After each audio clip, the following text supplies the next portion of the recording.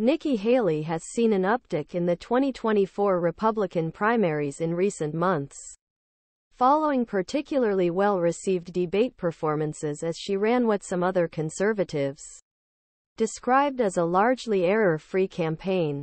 But in the weeks leading up to Monday's Iowa caucuses, Haley has had to address a series of stumbles along the way. As one agent said, these include initially not citing slavery as a cause of civil war and saying both that New Hampshire voters would fix the Iowa caucuses and that candidates would change their personalities or in different states. He also faced scrutiny over how he balanced criticism of former President Donald Trump. Last week, she said she would have to answer for what happened on January 6 and promised to forgive him if necessary. The country can move forward.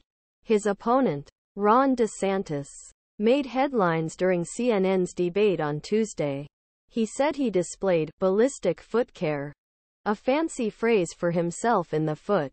Haley has repeatedly responded by saying a website was set up to highlight DeSantis' lies. On eve of first votes being cast in Republican nominating race after months of campaigning, it is unclear whether Haley's recent controversies have affected her standing in race. "I don't follow a lot of news or current events that closely," said Kurt Kroeger of Cedar Rapids, Iowa, who called for the convention for entrepreneur and commentator Vivek Ramaswamy. Kroeger recently told ABC News that he doesn't pay close attention to events like the primary debates.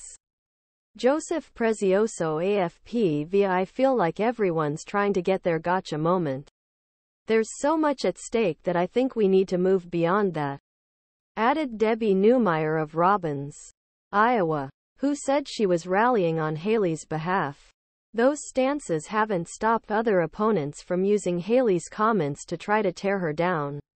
Chris Christie, who ended his own presidential campaign last week, chided her for not wanting to offend anyone. Just before exiting the race, Christie heard telling someone on a hot microphone that Haley was going to be smoked and that she not ready for this. He and DeSantis have narrowed against each other since the fall as Trump's top alternatives. But Trump has an overwhelming lead and could soon start to rack up double-digit victories. Polls suggest DeSantis' campaign ran ads in Iowa following Haley's comments about New Hampshire's primary, that he had doctored party results and that she had insulted Iowa Republicans.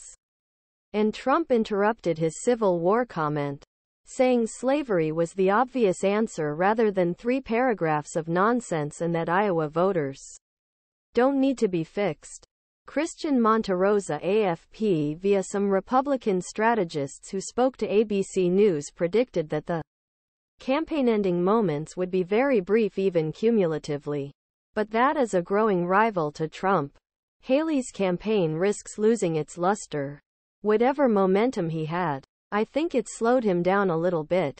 Look,